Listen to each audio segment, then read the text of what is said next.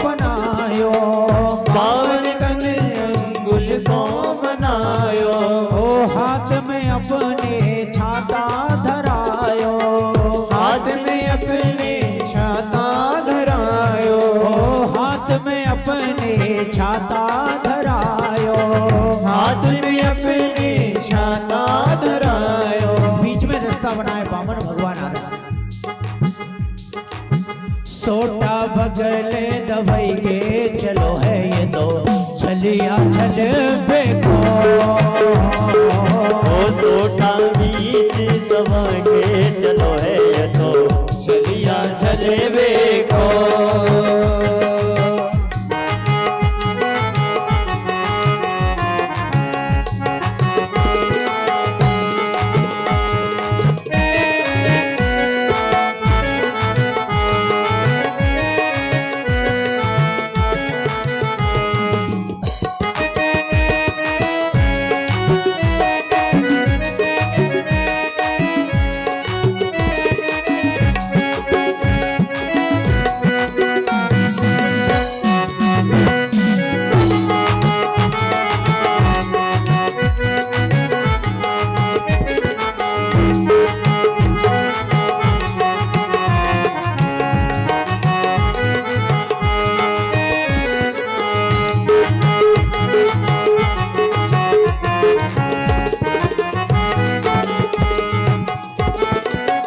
हाथ कमंडल कर में माला, हाथ कमंडल कर में माला, हाथ कमंडल कर में माला, हाथ कमंडल कर में माला। पहन लई तन पे मृग छाला, ओ पहन लई तन पे मृग छाला, पहन लई तन पे मृग छाला, पहन लही तन में मृग छाला। आसन बगले दवाई गए चलो है ये तो छलिया छलवे को। आसन बीच दवाई के चलो है ये तो छलिया छलवे को। छलिया छलवे को, छलिया छलवे को, ओ छलिया छलवे को, छलिया छलवे को। बामन रूप बना के चलो है ये तो छलिया छलवे को। ओ बामन रूप बना के चलो है ये तो छलिया छलवे को। बोलिए बामन भगवान की जय हो। परीक्षित जी आए।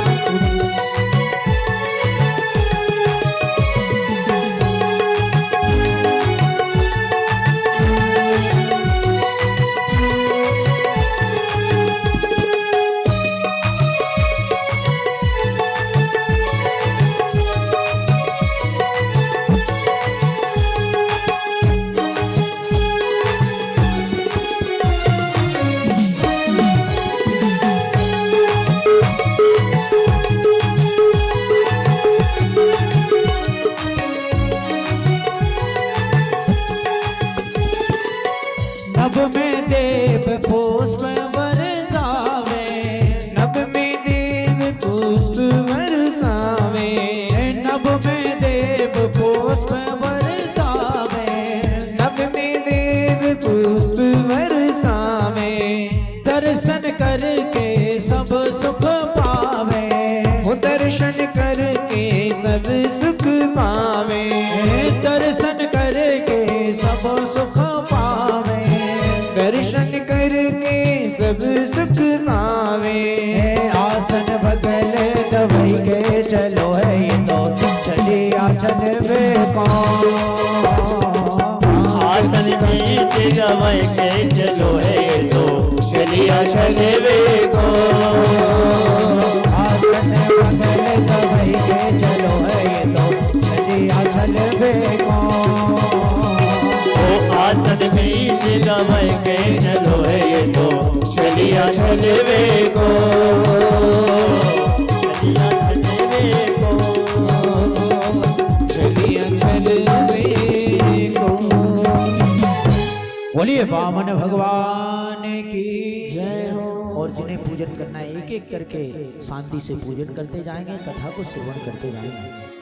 महाराज बलि के सामने जैसे ही वामन भगवान पधारे, उन्होंने कहा राजा बलि धन्य है तुम्हारे पूर्वजों की कीर्ति कहां कहां तक नहीं है। उन्होंने कहा महाराज मेरे दर पर पधारे हो तो कुछ मांगिए। उन्होंने कहा तुम्हारे दादाजी को कौन नहीं जानता, हिरण्याक्ष और हिरण्यकशिपु की महिमा को। उनके पुत्र प्रहलाद को कौन नहीं जानता भैया। अरे प्रहलाद ने तो भगवान को खम्मे से ही प्रकट करा दिया। और तुम्हारे पिता जो विरोचन हुए उनका तो कहना ही क्या है राजा बलि। अरे तुम्हारे पिता ने सब कुछ खजाना लुटा करके स्वयं भूखे बैठे रहे। राजा बलि तुमने भी अपने पूर्वजों की आन की कीर्ति की ध्वजा में कलंक नहीं लगने दिया। तुम भी कितना दान पुण्य धर्म कर रहे हो, जैसे तुम्हारे पूर्वजों ने किया वैसे ही तुम करते चले आ रहे हो। धन्य है बलि, धन्य है। राजा बलि हाथ जोड़कर कहते हैं महाराज ये सब आपकी कृपा से ही तो है, आपने ही हमें प्रदान किया है, ये सब आपका ही आशीर्वाद है। उन्होंने कहा भैया बहुत सुंदर। राजा बलि ने कहा महाराज कुछ मांगिए, मेरे दर पर जो आ गया कभी खाली हाथ नहीं गया।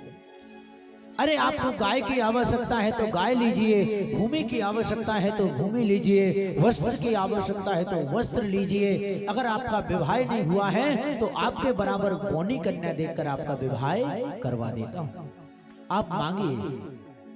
राजा बलि ने कहा कि भैया अपने राम को कुछ नहीं चाहिए। भगवान राजा बलि ने कहा ऐसा मत करिए, इस राजा बलि के दर पर जिसने भी हाथ पसारा है वो खाली नहीं लौटा, कुछ ना कुछ लेकर के गया, और जिसने लिया फिर वो कभी लौटकर वापस मांगने नहीं आया।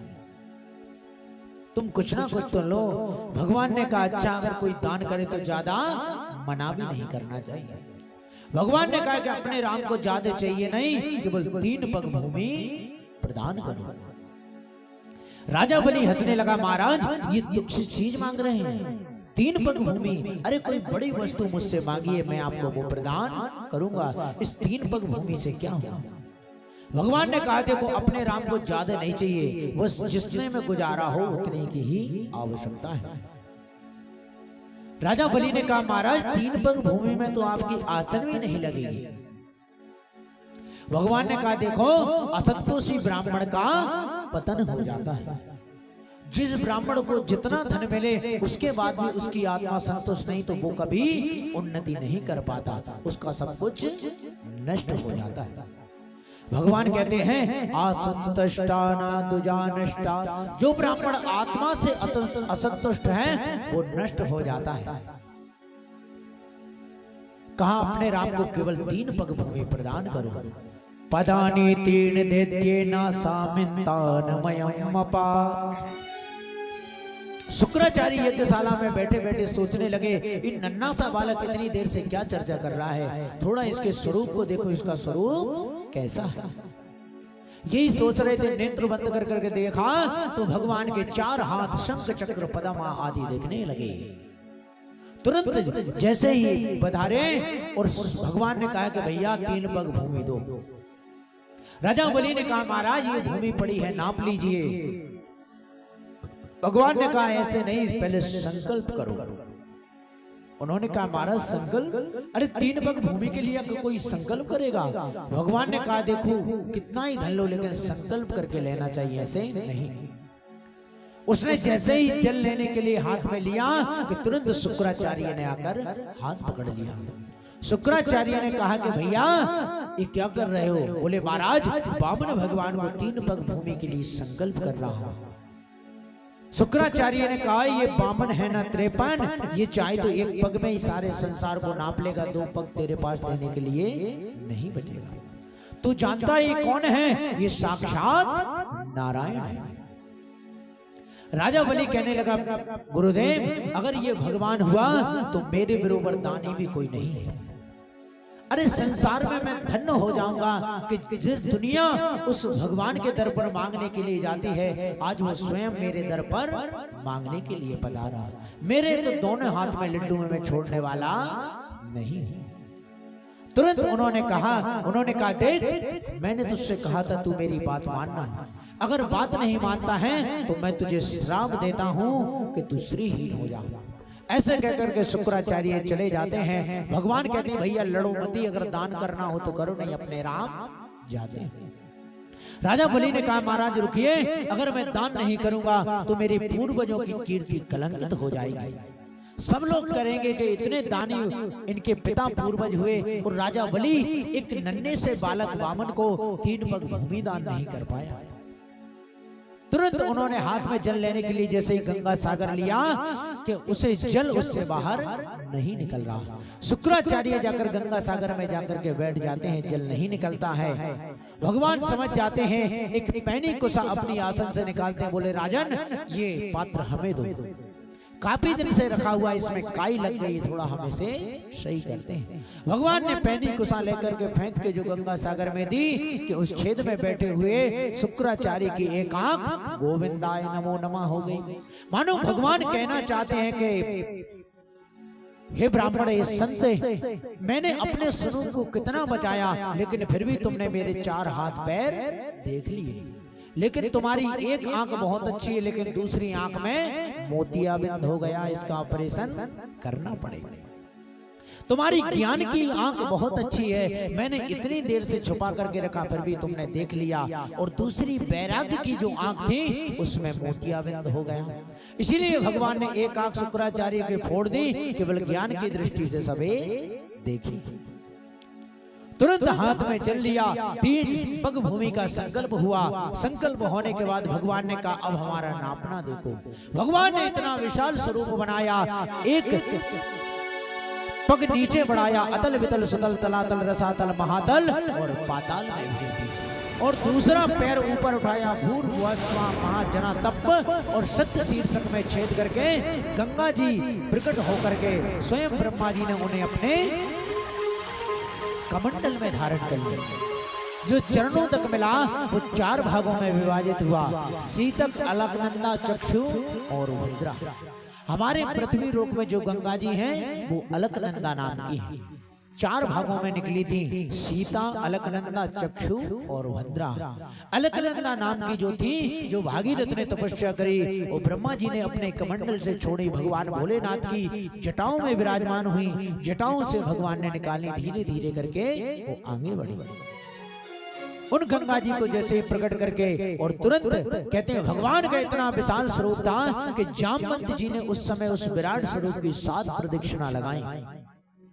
बलि बांधे प्रभु बाड़यो सोतन वरने न जाय, उभय घार महदीनी 7 प्रदक्षिण धाय। भगवान के इतने विशाल स्वरूप को देख करके तुरंत भगवान ने राजा बलि से कहा, राजा बलि अब बता तीसरा पग हम कहाँ रखें। तुरंत गरुड़ से कहा, गरुड़ आओ इसे बंदी बना लो। तुरंत उसे बंधन में बंद कर लिया, बंदी बना लिया। उसी समय सब देवता प्रकट हो गए। ब्रह्मा जी ने कहा, प्रभु कोई आपको तुलसी पत्र चढ़ा देता, आप सब कुछ उसे प्रदान कर देते, लेकिन राजा बलि का आपने सब कुछ छीन लिया, लेकिन आपने उन्हें से बंदी भी बना लिया। भगवान ने कहा, जिस मेरे भक्त को अभिमान हो जाता है, उसका अभिमान तोड़ने के लिए सबसे पहले जहां जहां उसकी आसक्ति होती है वो मैं उससे छीन लेता हूं। अभिमान हो गया था राजा बलि को कि इस संसार का मैं ही आधिपत्य हूं, इसलिए मैंने इसे छीन लिया। राजा बलि की पत्नी ने हाथ जोड़ के कहा, सरकार ये संसार पहले आपका था और आज भी आपका है। हमरे स्वामी को तो अभिमान हो गया था, उस अभिमान को आज आपने तोड़ दिया। धन्य है प्रभु। प्रहलाद जी आकर भगवान की स्तुति करने लगे। भगवान ने कहा, बताओ बलि तीसरा पग कहाँ रखे। राजा बलि ने कहा, महाराज एक बात बताइए। बोले क्या? बोले दानी बड़ा होता है कि धनवान बड़ा होता है? भगवान ने कहा कि धनवान ज्यादा बड़ा होता है, धन तो ज्यादा बड़ा होता नहीं। राजा बलि ने कहा, सरकार 2 पग में अभी आपने मेरा धन ही नापा है और धनवान तो अभी बैठा है। तीसरा चरण इस राजा बलि के ऊपर भी रख दीजिए, इसे भी स्वीकार करिए। तुरंत भगवान ने तीसरा चरण राजा बलि के ऊपर रखा, राजा बलि को स्वीकार किया। राजा बलि से कहा, राजा बलि धन्य है, हमने तुम्हारा सब कुछ छीन लिया, लेकिन तुम्हें किंचित मात्र भी क्रोध नहीं आया, तुम हमसे कुछ मांगो। राजा बलि ने कहा, सरकार मुझे कुछ नहीं चाहिए। भगवान ने कहा, कुछ तो मांगो। उन्होंने कहा, सरकार मैं आपसे कुछ क्या मांग सकता हूँ। भगवान ने कहा, हम तो तुमसे छीनने इंद्रासन नहीं आए थे, लेकिन हमारा आशीर्वाद है कि आने वाले अगले मनवंतर में तुम इंद्र बनोगे, अभी तुम पाताल लोक में जाकर के वास करो। राजा बलि ने कहा सरकार अगर मुझे पाताल लोक में भेज रहे हैं तो मेरा एक वर दे दीजिए। मैं जहां रहूं वहां भवन हो बामन दरवाजे का, और प्रत्येक दरवाजे पर जब भी मैं निकलूं तो आपके दर्शन मुझे इस स्वरूप के होते रहे। भगवान मुस्कुराए, कहने लगे भैया तुमने हमारी बड़ी ड्यूटी लगाई। भगवान ने कहा तथास्तु, जो तुम मांगोगे हम वो प्रदान कर देंगे। तुरंत उसी समय प्रहलाद जी प्रकट हो गए। प्रहलाद जी ने कहा सरकार देते भी आप हैं लेते भी आप हैं, कुछ पता नहीं चलता है। इस सब आपने पहले मुझे प्रदान किया और आज मुझसे वापस ले लिया तो हमारा कुछ नहीं गया। तुरंत सुतल लोक में जाते हैं, बामन दरवाजे का भवन बनता है। भगवान प्रत्येक दरवाजे पर खड़े होते हैं। नारद जी लक्ष्मी जी के पास जाते हैं। लक्ष्मी जी से कहते हैं देवी जी भगवान दिख नहीं रहे आजकल, कहाँ है? लक्ष्मी जी ने कहा महाराज क्या बताएं, काफी दिनों से पता नहीं कहाँ घूमने निकले, लौट करके नहीं आए। नारद जी ने कहा तुमको पता नहीं उन्होंने तो नौकरी कर ली। बोले कहां पर? बोले होम गार्ड की नौकरी कर रहे हैं इस समय राजा बलि के यहाँ पर। लक्ष्मी जी ने कहा अच्छा, अरे हमें तो बताया ही नहीं। उन्होंने युक्ति बताई कि जाओ राजा बलि को भाई बनाना और भाई से बना करके वो ले आना उनसे। जाती हैं, सुंदर सा श्रावण पूर्णिमा का सुंदर सा अवसर आता है। एक वृक्ष के नीचे बैठी बैठी लक्ष्मी जी रोती रहती हैं। राजा बलि कहते हैं देवी तुम क्यों रो रही हो?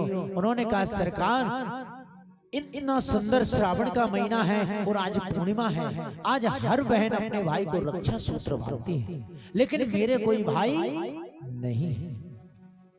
तुरंत राजा बलि कहता है कि तुम्हारा कोई भाई नहीं है तो मैं तुम्हारा भाई हूं, लो मुझे आज रक्षा सूत्र बांधो। तुरंत वहीं पर रक्षा सूत्र बांधा गया, मंत्र बोला गया एन बंधो बलि राजा दानवेंद्रो महाबला तेन त्वामित वदनामि रक्षे माचल।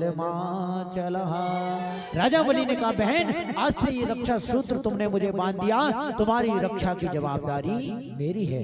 एन बद्धो बलि राजा दानवेंद्रो महाबला तेन त्वामित वदनामि रक्षे माचला।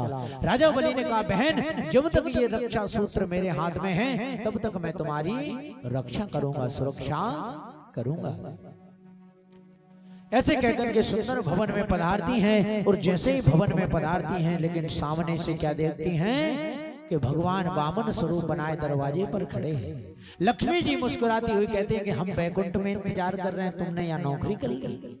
अंदर जैसे ही पहुंचती हैं तो राजा बलि कहते हैं कि बहन जी कुछ मांगिए, कुछ उपहार हम आपको देना चाहते हैं। लक्ष्मी जी मुस्कुराई, बोले भैया मेरे पास और तो सब कुछ है लेकिन एक सेवक की कमी है। अभी तुम्हारे दरवाजे पर एक सेवक मुझे दिखा, वो बहुत अच्छा लगा, वो सेवक मुझे प्रदान कर दो। तुरंत राजा बलि समझ गई कि एक साक्षात लक्ष्मी है।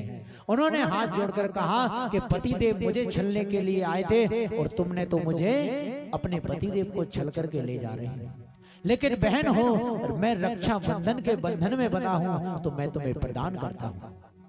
लेकिन जब भी सुंदर सा अवसर आएगा और जब मैं आपको याद करूंगा तो बहन तुम दोनों साथ में इस घर में पधारना। भगवान ने कहा राजा बलि जब तुम हम बुलाओगे हम दोनों एक साथ तुम्हारे घर पर पधारेंगे। बोलिए वामन भगवान की जय हो। वामन भगवान अपने बैकुंठ को चले जाते हैं, निकल पड़ते हैं। इस प्रकार के अनेक मनमंत्रों में भगवान के सुंदर से प्रादुर्भाव होते हैं और भगवान इसी प्रकार के सुंदर से अवतार लेते हैं। मस कहीं करहि बिरंच प्रभु आज मसक से भगवान किस प्रकार कब कर दे। कहते हैं एक बार सत्यव्रत नाम के राजा हुए। सत्यव्रत के राजा ने जैसे ही हाथ में जल लिया तो जल सूर्य भगवान को अर्घ दे रहे थे कि उनके हाथ में एक मछली आ गई। उनने मछली को छोड़ा और फिर हाथ में जल लिया, पुनः वो मछली फिर उनके हाथ में आ गई। वो मछली कहने लगी महाराज मुझे इस तालाब में मत छोड़िए, बड़े बड़े जीव जंतु मुझे निगल जाएंगे। उन्होंने कहा निगल जाएंगे। उन्होंने ले जाकर थोड़े कमंडल में रखा, थोड़ी देर में देखा वो मछली बड़ी हो जाती है, पुनः बड़े बर्तन में रखा फिर बड़ी, और जब ज्यादा बड़े में रखा तो फिर बड़ी। कहने लगी महाराज इस पात्र में मुझे कष्ट होता है।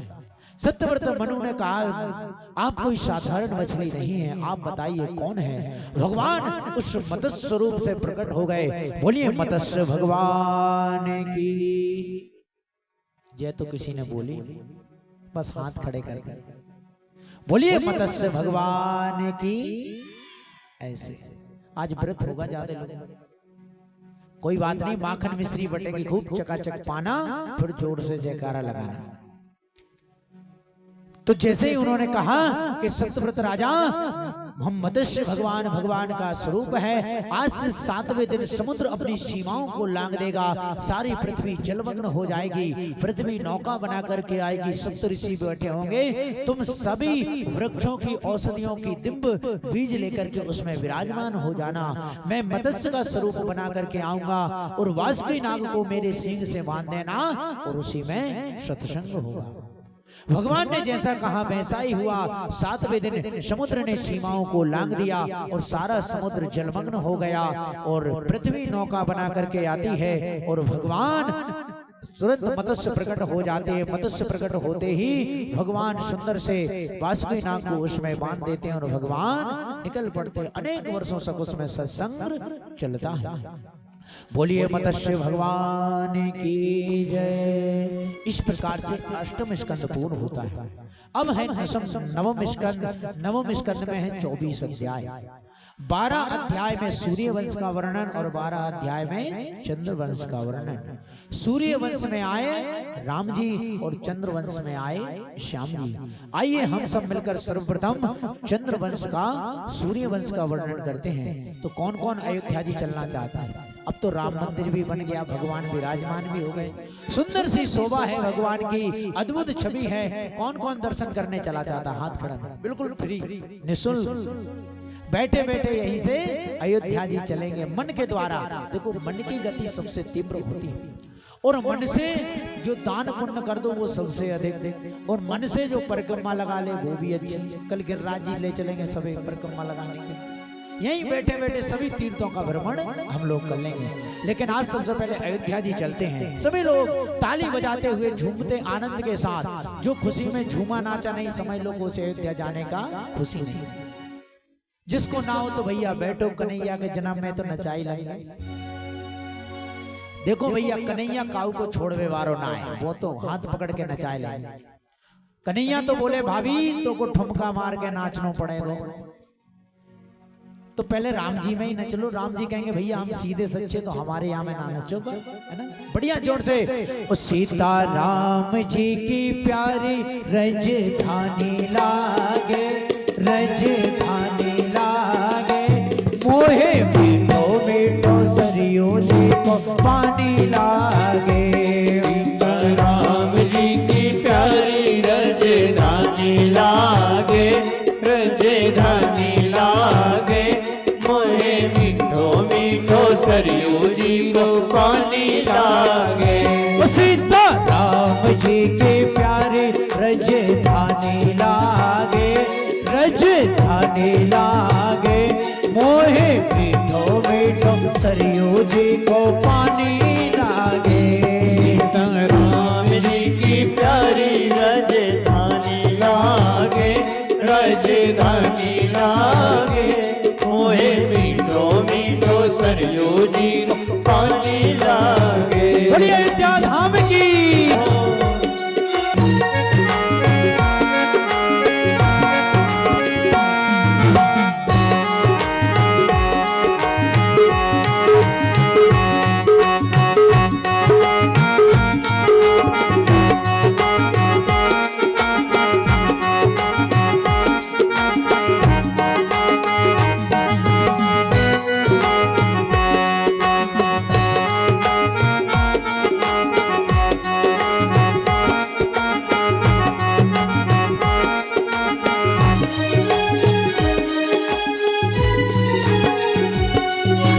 धन्य कौशल्या धन्य कैकेयी धन्य सुमित्रा मैया।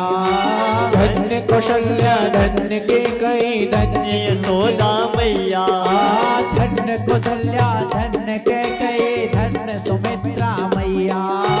धन्य कौशल्या धन्य की कई धन्य सुमित्रा मैया। धन्य भूप दशरथ जी के अंगना, धन्य भूप दशरथ जी के अंगना, खेलत चारों भैया, खेलत चारों भैया, मीठी तोतले रसीले प्रभु के बाणी लागे, प्रभु की बाणी लागे। मोहे मीठो मीठो सरयू जी को पानी लागे, मीठो मीठो सरयू जी को पानी लागे। देखो जिसने की शर्म उसके फूटे, तो तुम्हारे ऊपर ने किसको बनाया? सीता राम जी के प्यारे रजधानी लागे, रजधानी लागे। मोहे मीठो मीठो सरयू जी को पानी लागे, सीता राम जी की प्यारी रजधानी लागे, रजधानी लागे।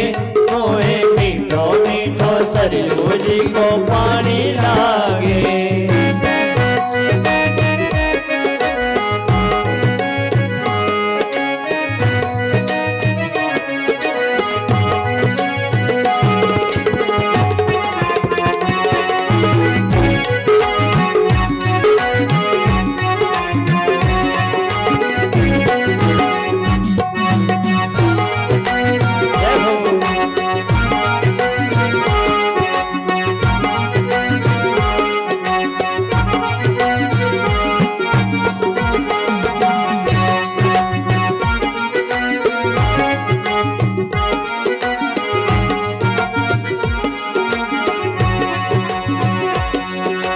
छोटी छावनी रंग महल हनुमान गढ़े अति सुंदर, छोटी छावनी रंग महल हनुमान गढ़ी अति सुंदर।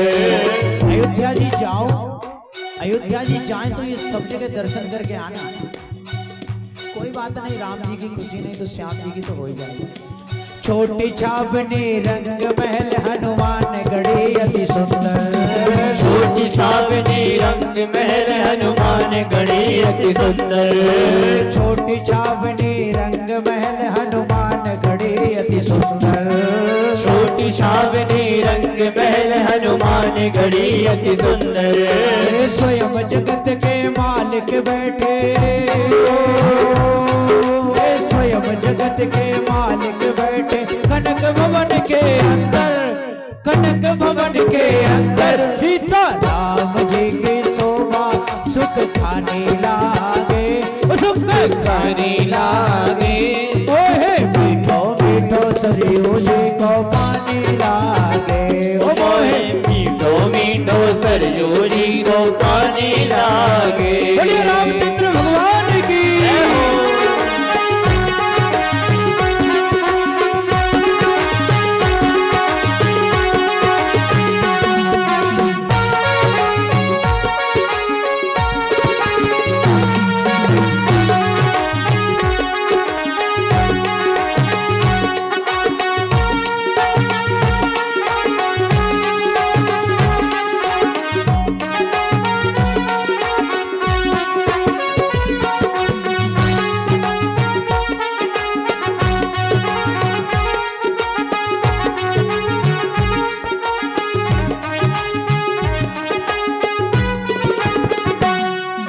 सहज सुहावनी जन्म भूमि श्री रघुवर राम लागे, सहज सुहावनी रघुपति माम सुधारे। सहज सुहावनी जन्म भूमि श्री रघुवर राम लागे, सहज सुहावनी रंगभूमि राम लला की प्यारी। जानकी महल की सुंदर शोभा, जानकी महल की सुंदर शोभा, लक्ष्मण झूक के लागे, लक्ष्मण झूक के लागे। यहाँ के कड़ कड़ से प्रीत सुहानी लागे, पुरानी लागे। मोहे मीठो मीठो सरयू जी को पानी लागे, राम जी की प्यारी रजधानी लागे, रजधानी लागे। मीठो मीठो सरयू जी को को पानी लागे मोहे मीठो मीठो सरयू जी को पानी लागे मोहे मीठो मीठो सरयू जी को पानी लागे मोहे मीठो मीठो सरयू जी को पानी लागे मोहे मीठो मीठो सरयू जी को पानी लागे मोहे मीठो मीठो सरयू जी को पानी लागे। बोलिए अयोध्या धाम की जय हो।